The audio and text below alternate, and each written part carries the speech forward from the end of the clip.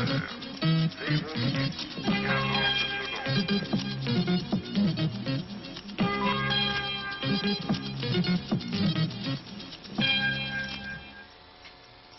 20h avec Roger Giquel.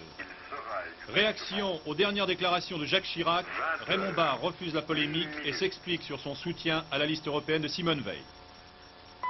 Menahem Begin rentre du Caire plutôt satisfait. Prochaine rencontre avec Sadat le 27 mai dans le Sinaï.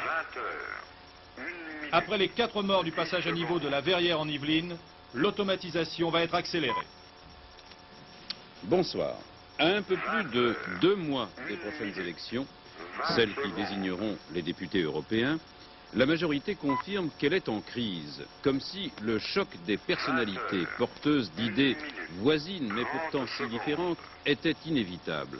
Autant savoir tout de suite que les semaines qui viennent seront marquées dans l'actualité française par un fleuve de discours politiques qui ne seront pas simples à expliquer et qui entreront dans une sorte de mécanique des enchères. Ce sera bien sûr le débat démocratique dans toute son ampleur, mais que nous aurons bien du mal à suivre. Nous avons déjà connu de telles situations d'ailleurs dans un passé récent.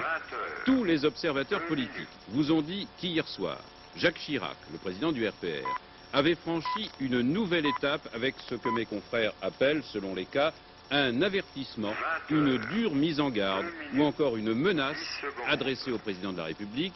C'était dans l'émission Carte sur table à Antenne 2. Jacques Chirac disait ceci: il appartient au président de la République, s'il est encore temps, de s'inspirer un peu de nos observations, de nos suggestions, et de changer de cap, et de changer la politique de la France. Et dans un autre passage de son interview, M. Chirac disait: aux élections présidentielles de 1981, le candidat, quel qu'il soit de la majorité, qui représentera les valeurs de la liberté, y compris Valéry Giscard d'Estaing lui-même, n'a aucune chance, aucune, d'être élu contre le candidat de la gauche dans l'état actuel des choses aujourd'hui. Le fond du problème, ajoutait Jacques Chirac, est de savoir si on veut tenir compte de l'opinion publique qui s'exprime élection après élection, sous-entendu en faveur de l'opposition de gauche, et le Premier ministre Raymond Barre a été lui aussi fortement critiqué par Jacques Chirac, notamment à cause du soutien qu'il donne à la liste de l'UDF que conduira Mme Simone Veil. Je cite encore Jacques Chirac: c'est très grave au regard de nos institutions, c'est exactement un réflexe de la 4e République. Raymond Barre, vous l'entendrez tout à l'heure, s'est expliqué sur le soutien qu'il donne à cette liste UDF. Le président de la République, lui, n'a pas fait de commentaires après les déclarations de Jacques Chirac, il n'a pas fait de commentaires officiels en tout cas.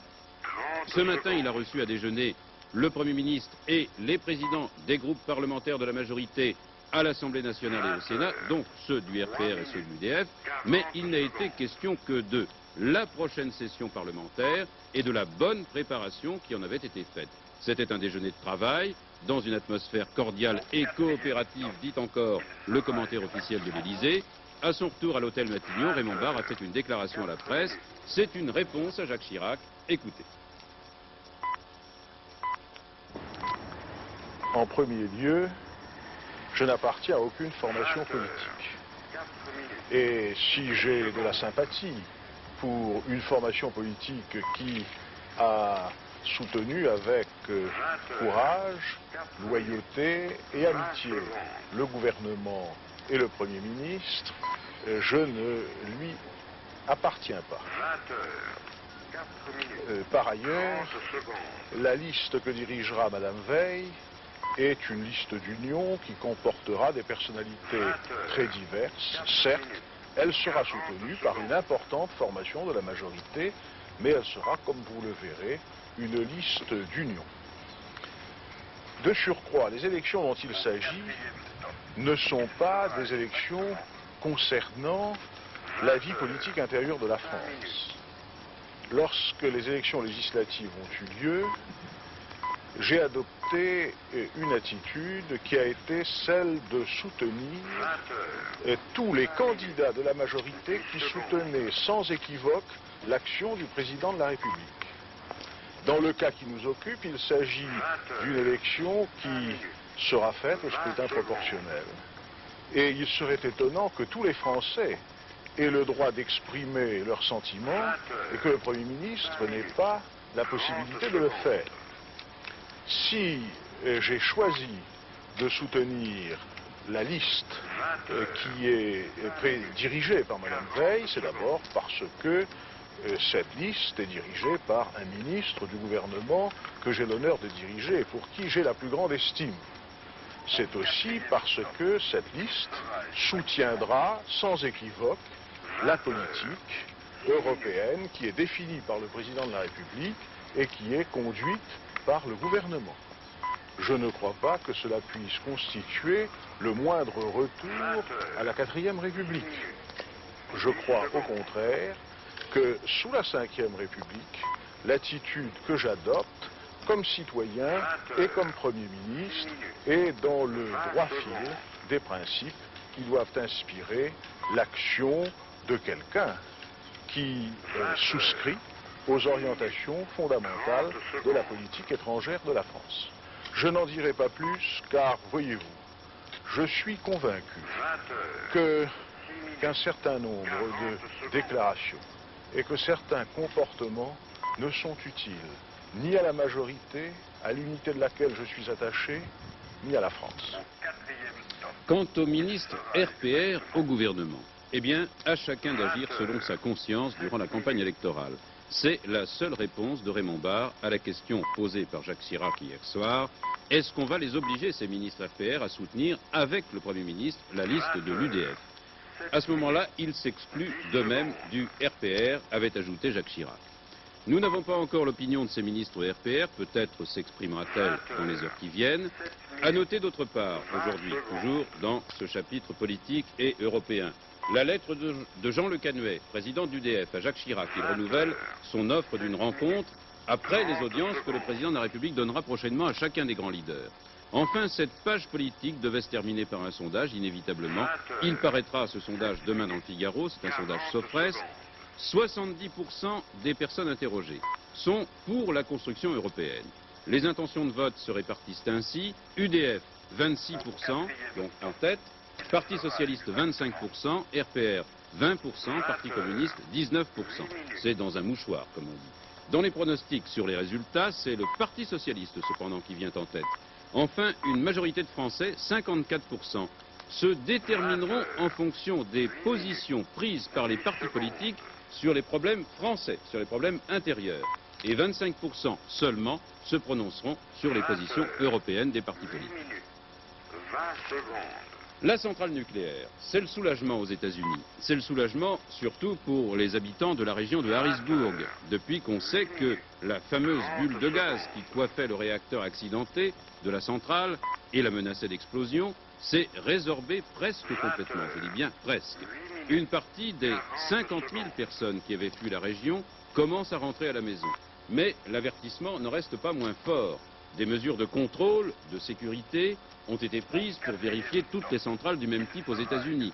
Et les responsables politiques américains, maintenant que le danger est en tout cas réduit, rappellent que le nucléaire, l'énergie du nucléaire, doit faire de toute façon partie du programme énergétique aux États-Unis. D'ailleurs, c'est le monde entier qui est préoccupé par cet accident de la centrale.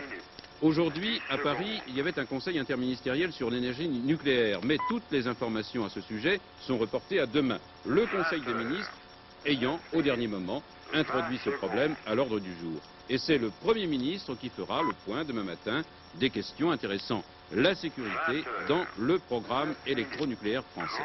Donc attendons demain et retournons en Pennsylvanie avec Dominique Bomberger, qui a effectivement enregistré des témoignages de soulagement, car là-bas, depuis presque une semaine, on se préparait, souvenez-vous, à évacuer les abords de la centrale. Ah, ça m'a l'air de marcher, je suis content de la façon dont ça évolue, c'est bien, on ne va pas avoir besoin de partir, de toute façon, je vais vous dire, je n'en avais pas l'intention. Et si on vous en donnait l'ordre? Ah, je partirais, bien sûr, mais je m'accrocherai jusqu'au dernier moment. Vous croyez que vous avez eu raison de rester? Oui, bien sûr, je reste, et puis vous savez, ce serait difficile, moi, de me faire partir. À 16 km de Middletown, dans les bâtiments administratifs de Harrisburg, la capitale de l'État, on continue à se tenir sur le qui-vive. En cas de catastrophe, le gouverneur dirigerait les opérations d'un bunker à l'épreuve des radiations qui se trouve dans les sous-bassements du Capitole. Dans l'immeuble qui s'occupe du trafic et de la sécurité, on prévoit de déplacer 300 000 personnes en une journée en cas de besoin. La veille au soir, le gouverneur s'adresserait à la population à la télévision, puis l'évacuation commencerait en débutant par la population la plus proche de la centrale et en cercle concentrique. Des routes d'urgence ont déjà été désignées sur des cartes largement distribuées.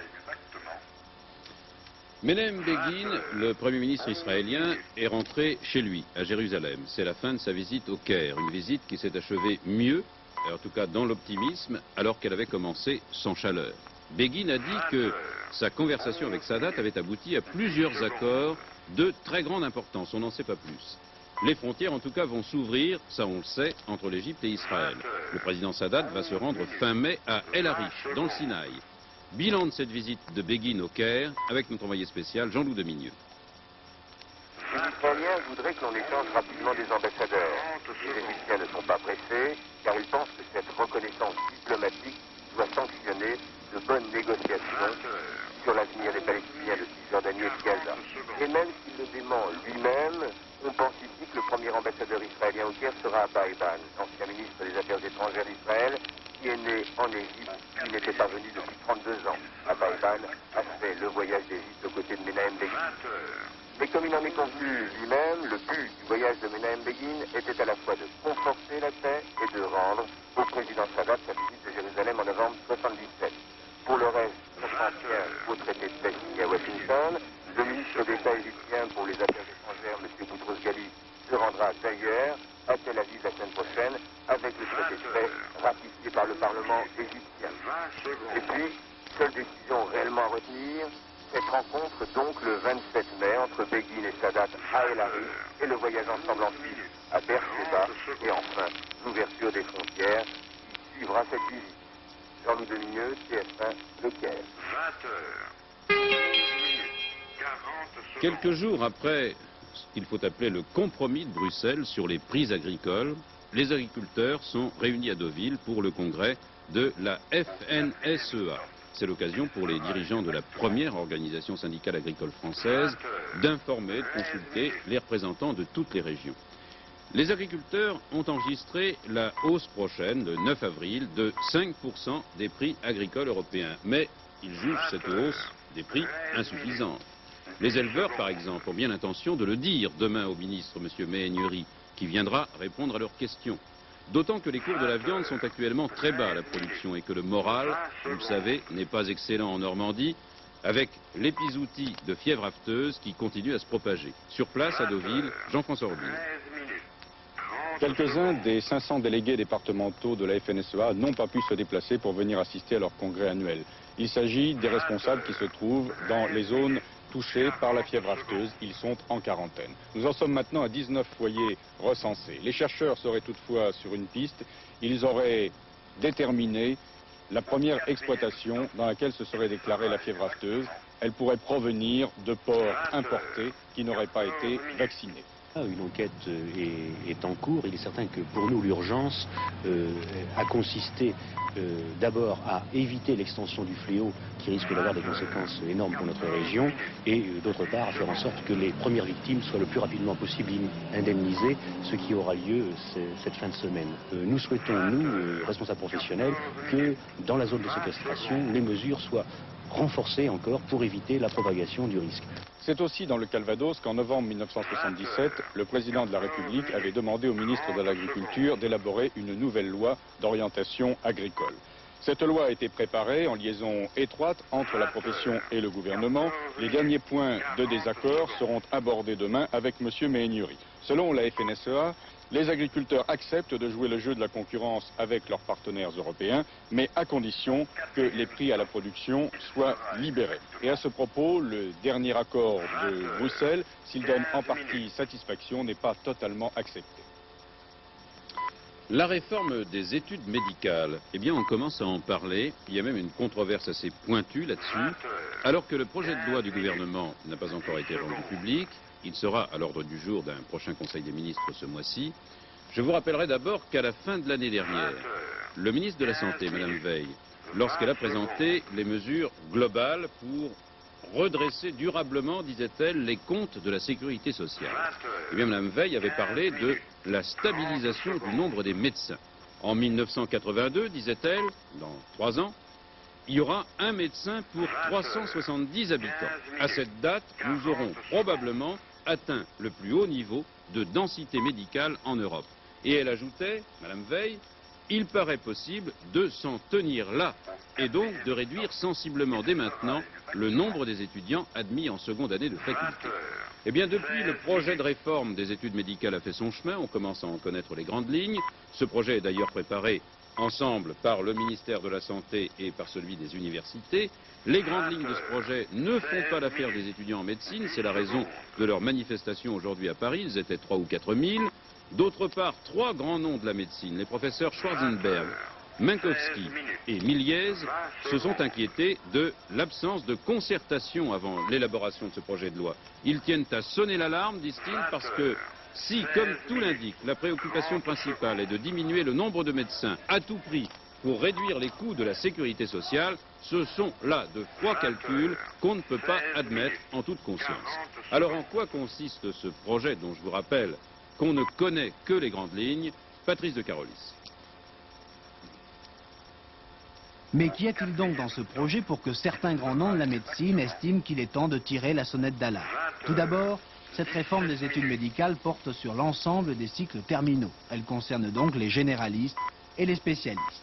Son ambition, elle est de taille, est de faire de la médecine un véritable service public dont le recrutement et le mode de formation dépendront de plus en plus des besoins de la population. Ce résultat sera obtenu au prix de 3 mesures, mesures qui, semble-t-il, ne font pas l'unanimité. Quelles sont-elles? 1. Le renforcement de la sélection, exemple. L'an dernier, on trouvait 8 000 étudiants en deuxième année de médecine. Le gouvernement souhaite ramener ce chiffre à 6 000. 2. La diminution de la proportion des spécialistes. 3. La diminution plus accrue des effectifs de certaines disciplines, exemple la psychiatrie ou la chirurgie.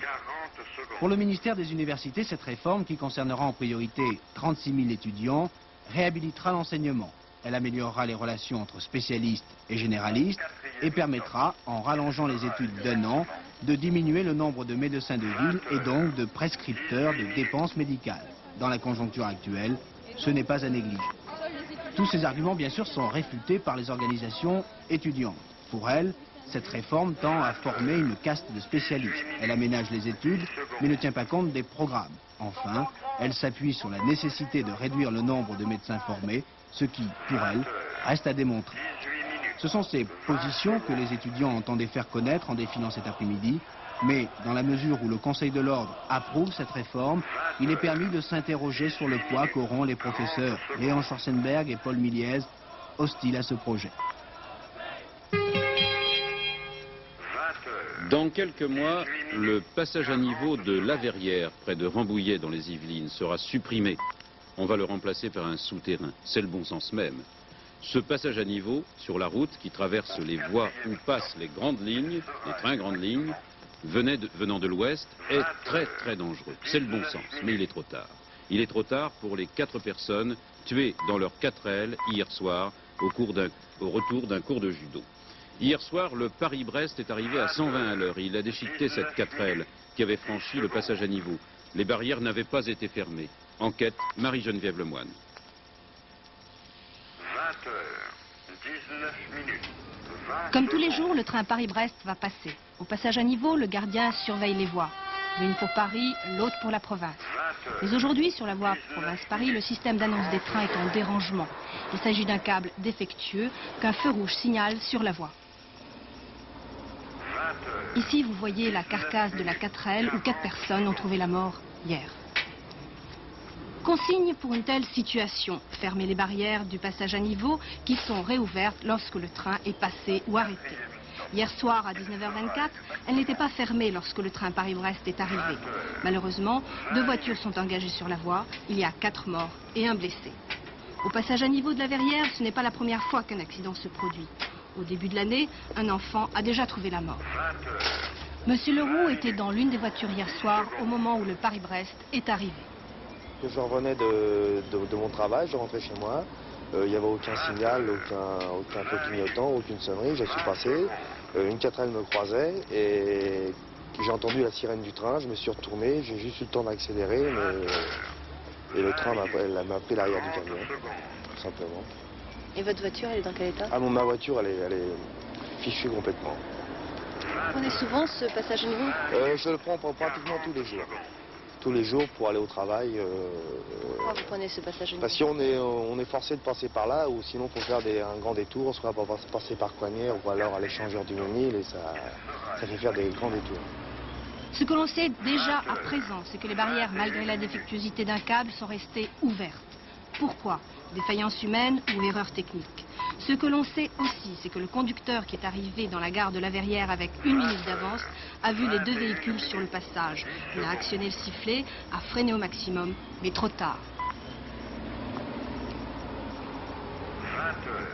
Le problème, c'est que ce passage à niveau ne correspond pas du tout à la situation de l'environnement qui l'entoure. Et nous contestons également le fait que ce problème n'ait pas été pris en compte par les pouvoirs publics et le gouvernement comme il a pu l'être au niveau de la gare de Saint-Quentin elle-même. Une dizaine de projets d'aménagement existaient déjà, mais seul un souterrain pour piétons a été construit. Il existe encore en France près de 23 000 passages à niveau, dont 5 700 sont gardés. 9 700 sont automatiques. Les risques donc existent. Il y a eu 30 morts l'année dernière. Le garde-barrière, je le précise, et on vient de l'apprendre, monsieur François Montbrun, il est jeune, il a 24 ans, a été remis en liberté ce soir après avoir été gardé à vue et entendu pendant toute la journée. Il soutient qu'il n'a commis aucune faute, mais que l'accident est dû à une défaillance des signaux sonores et lumineux annonçant l'arrivée du train. Eh bien, l'enquête dira où sont les défaillances, et des défaillances techniques. Jean-Claude Narcy, les autres nouvelles de ce journal. Le président Valéry Giscard d'Estaing a assisté ce matin à la messe commémorant le 5e anniversaire de la mort du président Georges Pompidou, célébrée en l'église Saint-Louis-en-l'Île à Paris. Parmi les personnalités présentes figuraient également M. Jacques Chaban-Delmas, M. Jacques Chirac et bien d'autres personnalités. La messe célébrée par le père Montex, curé de la paroisse, était dite à la demande des anciens collaborateurs du président Pompidou, disparu, je vous le rappelle, le 2 avril 1974. Monsieur Philippe Malot, député de Saône-et-Loire non inscrit, conduira pour les élections européennes une liste de tendances libérales composée à la fois d'élus nationaux ou locaux, de représentants d'associations et de professions intéressées par la construction européenne. D'autre part, une liste bretonne, Région Europe, a été présentée à Rennes par Jean Edernalier, qui la conduira lors du scrutin du 10 juin prochain. Nous constituons une liste culturelle, a-t-il dit, mais nous n'avons pas de programme politique. Avec M. Martins comme Premier ministre, le nouveau gouvernement belge a prêté serment devant le roi Baudouin. Le cabinet est caractérisé à la fois par l'apparition de 3 ministères consacrés aux 3 régions du pays, prélude à une fédéralisation, et par une stabilité des titulaires de portefeuille ministériel. Toutefois, cette importante réforme institutionnelle n'est que dans une phase transitoire. Le Parlement national devra définir exactement le degré de responsabilité dans une Belgique fédérée de chacun de ces 3 ministères, prémices des exécutifs régionaux, à côté desquels devraient ultérieurement siéger des assemblées régionales élues au suffrage universel. Et au sujet de la Belgique et puis des élections européennes, 60 000 ressortissants belges vivant en France ne pourront pas voter le 10 juin prochain s'ils ont quitté la Belgique depuis plus de 6 mois. C'est l'une des anomalies de ce scrutin, pourtant européen. Elle est due, cette anomalie, à la loi électorale belge, que l'Alliance des Belges de la communauté présidée par Mme Verdon-Jadol voudrait faire réviser d'urgence par le roi, le Parlement et le nouveau gouvernement belge qui d'ailleurs ont été saisis de ce problème. La rupture sino-soviétique est officiellement consommée. Le ministre chinois des Affaires étrangères, M. Wang Yi, a notifié à l'ambassadeur du RSS à Pékin, M. Sharbakov, la décision chinoise d'abroger son traité d'amitié, d'alliance et d'entraide mutuelle avec l'URSS. Et puis au moment où semble se jouer la vie de l'ancien président pakistanais, M. Ali Bhutto, condamné, vous le savez, à mort après avoir été accusé d'avoir fait assassiner un de ses opposants politiques, Maître Badinter, donc un avocat français, qui s'était rendu au Pakistan au moment du procès, a dénoncé ce soir le crime judiciaire, je cite, qui menace de s'accomplir à Islamabad dans les heures qui viennent. Après la commande record de Lufthansa, vous vous souvenez hier, 50 appareils, la compagnie aérienne néerlandaise KLM a signé ce matin même un contrat pour l'acquisition de 20 appareils Airbus de type A310. Dans l'explosion de Francfort, 4 des 10 employés blessés de la Lufthansa sont dans un état grave. Le sac postal qui a explosé ce matin à l'aéroport de Francfort contenait des paquets destinés à un pays étranger qu'on ne connaît pas encore. L'explosif de forte puissance y avait été placé. L'explosion s'est produite au moment où les sacs postaux pré-triés étaient apportés près des pistes d'embarquement, mais aucun avion a été endommagé. Un Mirage F3 de la base militaire de Selanzara s'est écrasé ce matin en Haute-Corse. On est d'ailleurs sans nouvelles du pilote, malgré les recherches. Monsieur Pierre Ansado, le greffier du cœur de Nice, est mort hier soir au centre Arnaud Zanck de Saint-Laurent-du-Var, où il avait subi cette transplantation cardiaque le 25 octobre dernier. Monsieur Ansado, qui est âgé de 48 ans, avait été opéré par le professeur Vincent Dor, chef du service de chirurgie cardiaque de Nice, qui lui avait greffé le cœur d'un garçon de 16 ans victime d'un accident de la route.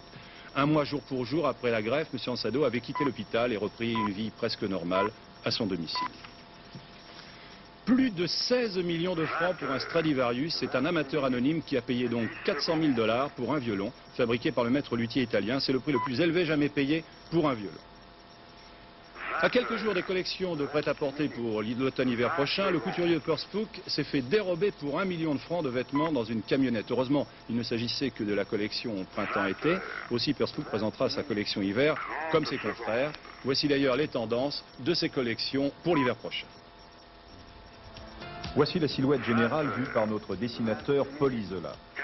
Une carrure très épaulée, une taille fine, des jupes droites, elles sont fendues, elles sont plus courtes aussi, sous le genou. Les coloris vedettes, le rouge, le jaune, le bordeaux, et il y aura beaucoup de gris.